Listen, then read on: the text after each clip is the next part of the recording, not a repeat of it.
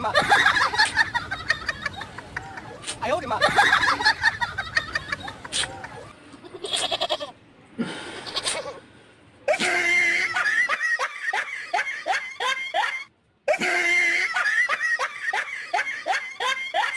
ए भैया, अरे काहे उदास बारो?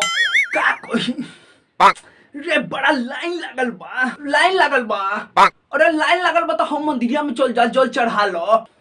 अरे वहाँ जल चढ़ता कि भांग चढ़ता?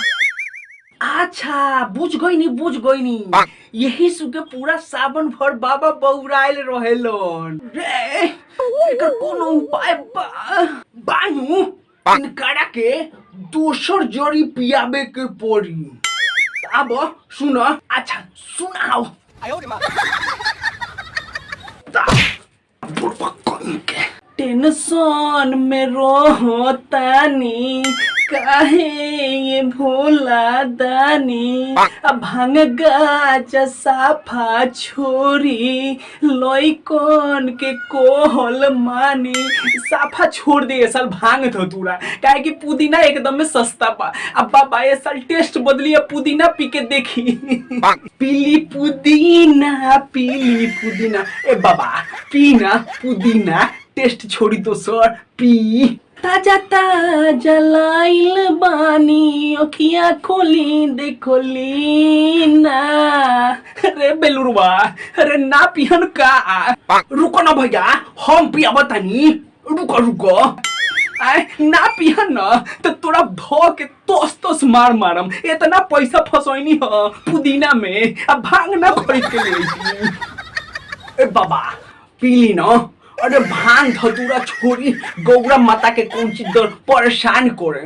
आए साल हम पीस के लाइल बनी एकदम ताजा पुदीना। पीली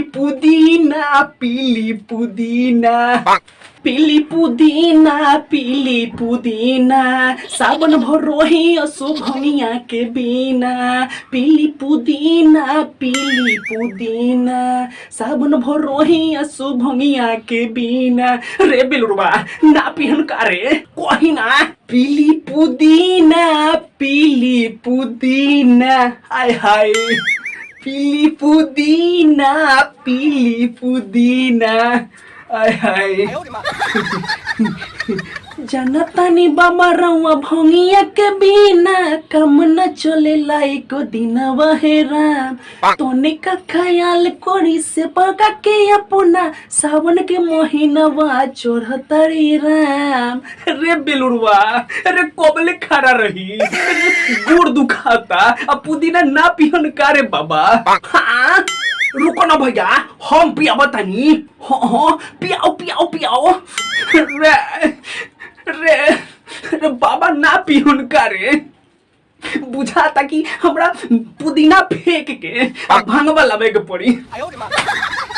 अच्छा तो हम पटक के जाता नहीं।